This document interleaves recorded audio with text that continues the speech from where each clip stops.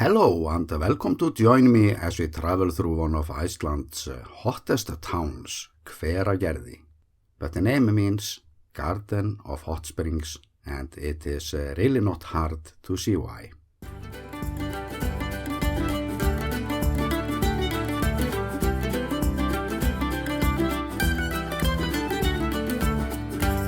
I'm starting a tour with some overview shots of the town's surroundings to explain the features of this nice little community and why it is here. And we are now overlooking Iceland's highway number 1. In the background we have our capital Reykjavík as we hover above Hveragerði, but the drive to the city from here takes around 30 minutes. And the road is no ordinary mountain road. This mountain is called Hellisheiði, or a mountain of caves, best known for its many lava caves. And the most famous cave there is called Þríhnjúkagígur, but that is in fact just a magma chamber of a dormant volcano.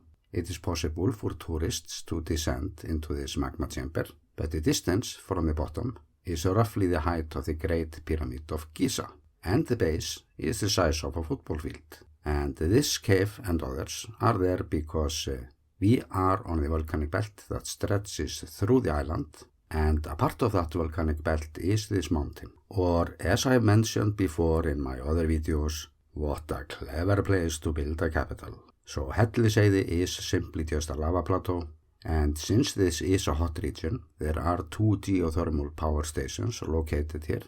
The first one was built in 1987, and the other one is the third largest power station of its kind in the world. It provides South and West Iceland, including Reykjavík, with hot water, and the energy is also harnessed for electricity production.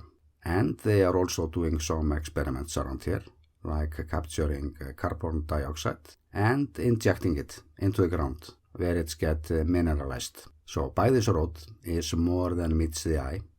But as for the volcanoes, they need a separate video later on, but it's gonna take a while because there are just so many of them. But my camera is turning south now, and we can see better how the volcanic region separates from the lowlands. And this is where the south coast region starts. But I'm not doing that one today, so I'm turning around facing north towards Þingvellir. And in the upper left corner we see the volcano Hengill. But that is a central volcano, and some categorize the Hengill volcanic system as one of the volcanic systems on the Reykjanes Peninsula. Others don't.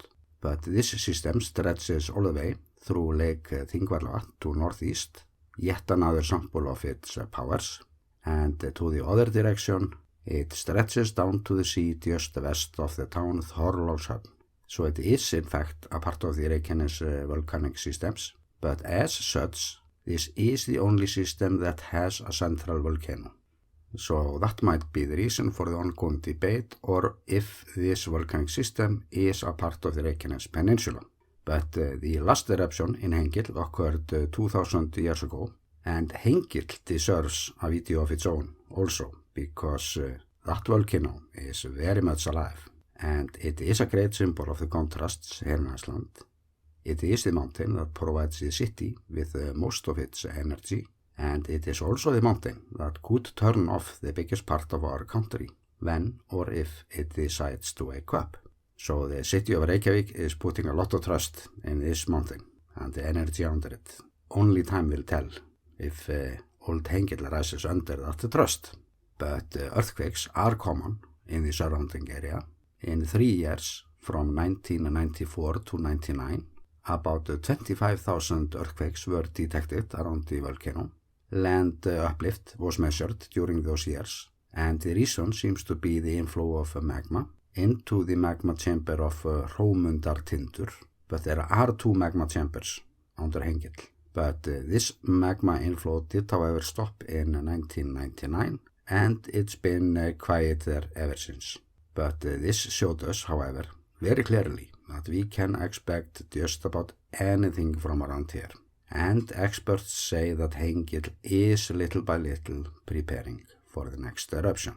But then, this is simply one of the many scenarios that we have here in Iceland that is simply so bad that we don't talk all that much about it. And we choose to use the old syndrome that we call þetta reddast or it will be fine.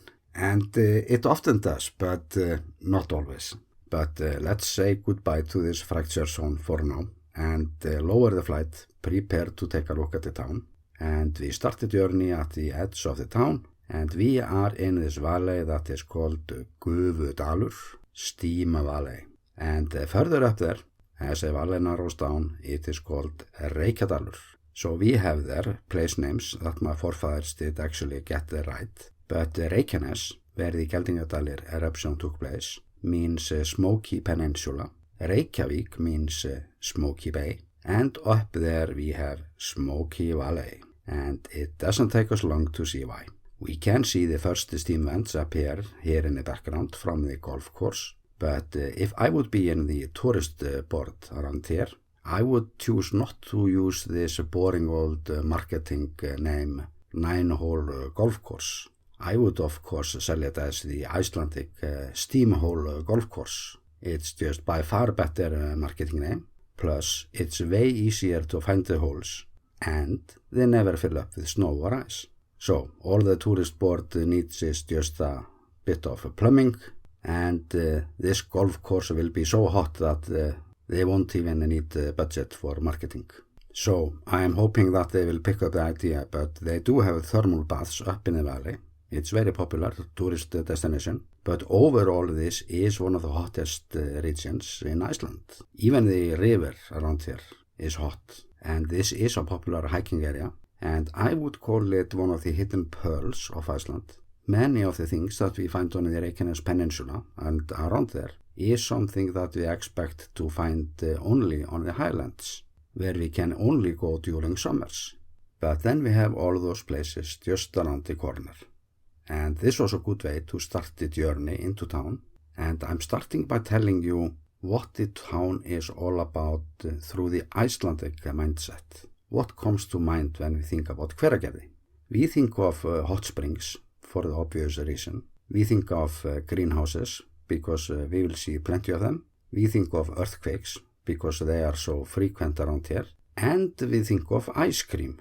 But this is an shaking ice cream truck during an earthquake in Hveragerði. But it is not a part of the recipe though. But for as long as I can remember, it's been a kind of Sunday sport to drive from the capital to Hveragerði to have an ice cream. Icelanders love ice cream, even during winters. I should do a video about that. But me and my buddies, we used to do this quite often, or to drive over the fracture zone and the lava fields for an ice cream. And it was in one such tour that we were thinking about this story about the steam vents around here. Not as big as the one that I'm flying over now, but a good one though. It was inside the town, and it was just a metal pipe sticking up from the ground, bubbling a bit, but we had been told that we could make it come to life. So after the ice cream, we poured 5 liters of liquid soap into the vent, all for science of course. And I must say that the results were impressive. This old vent started to spit up bubbles and foams. And I still wish that we had YouTube back then, because this was $1 million view. But when the local people started to drive by, we got a bit worried and took off back to the city. Not sure if they would appreciate our little backyard science project. But there are hot springs all around, and the new ones appear every now and then. Like after the earthquake in 2008 that measured 6.3. It was after that earthquake when this hot spring area came into being. So it's better to be careful around it, and there will for sure be other changes around here in future, since there will always be earthquakes in this region. They will never stop. And as they were building a shopping mall in the town, they found this crack they didn't know about under it, but they used it as a part of an earthquake exhibition, since this might just be the best place in Iceland for such exhibition, or made good use of it. But let's move from the underground and take a look at the town from above and a bit of history. But what attracted many people to live here in the beginning, or in 1929, was the possibility to use the hot springs for boiling baking, washing, and central heating. Food was cooked and bread was baked in steam boxes by the hot springs, and the steam is still used today for baking.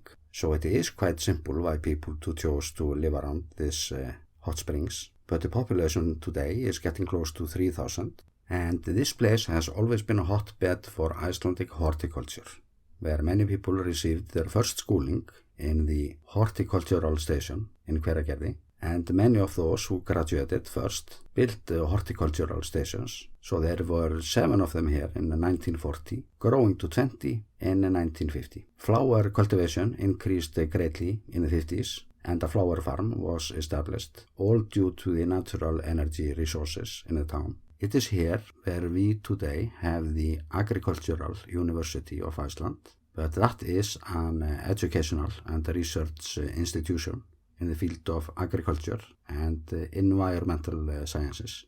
And as we get closer to town, from the Smoky Valley and the Steam Valley, we see the swimming pool in Laugaskarð. It was opened up in 1938, and for a long time it was the only 50-meter swimming pool in the country. And there are many people who love this old pool, not just for the history, but for the location as well.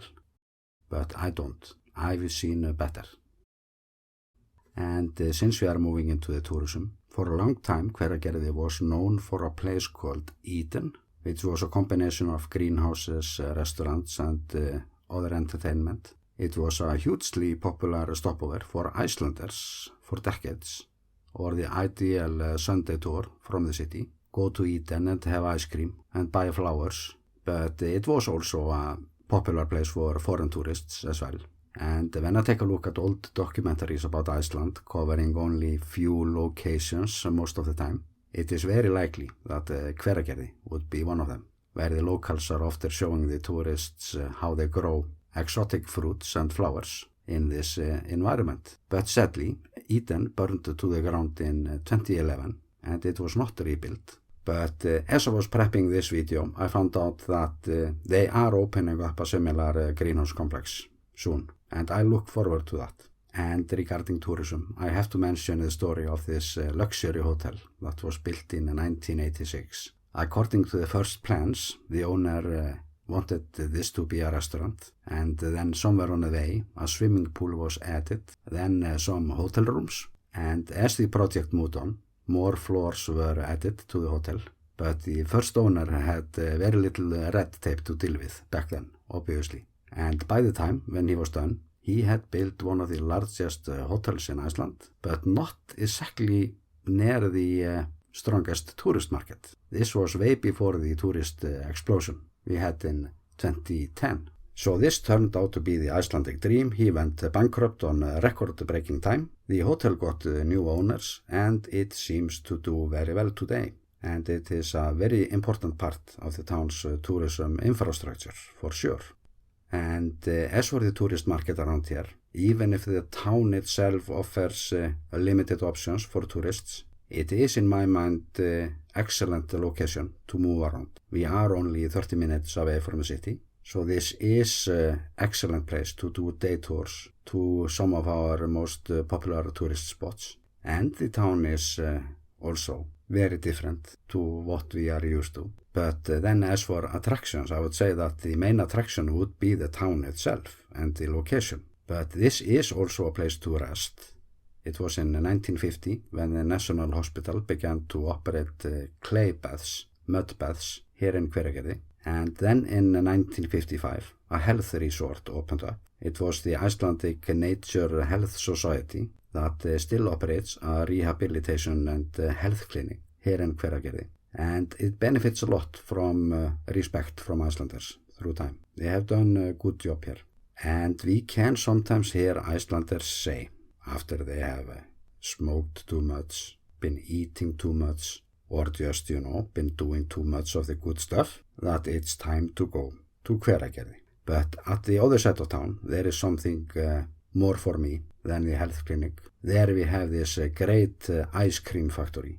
It is the largest company of its kind in Iceland, a family company which emerged from a monopoly environment and worked its way up through product development and consumer relationships. So, when you are in Iceland and you want to taste something Icelandic, the brand Kjøris is something that was developed around the Icelandic taste buds.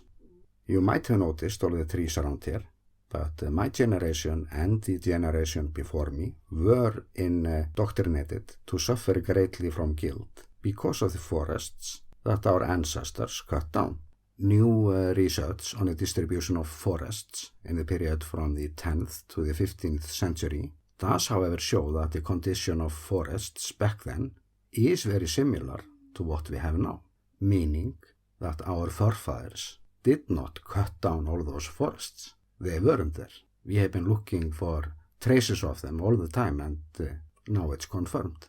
And that means that the next generations of neighbors around here, they will be fighting over the lack of sunlight in their gardens due to the extreme tree planting that their forefathers did. And I want to remind you that I do have a video in the making about the trees or the lack of trees here in Iceland. And I did shoot a whole lot of footage last summer for that one, hopefully online in December. But it's not just trees that are growing around here. We see lots of new buildings.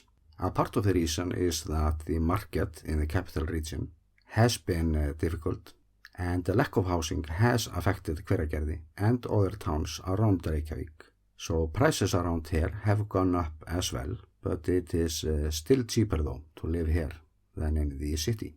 And many prefer to work in the city and live here, so the road over to Reykjavík has been improved a lot.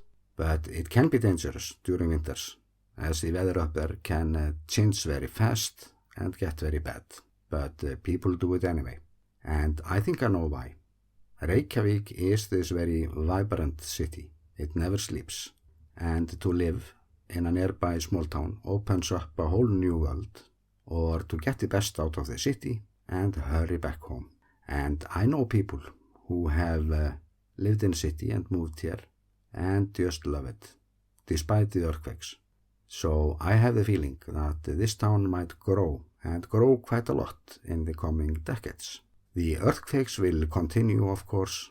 Every now and then there will be earthquakes that will shake things up a bit, but they have gotten used to them. So the town is here to stay, like it's been doing for the past 80 years. Or a good place to see a sample of the forces under Iceland and how we make the most from them, because that is simply the only way to make it through some parts of my volcano island, Iceland.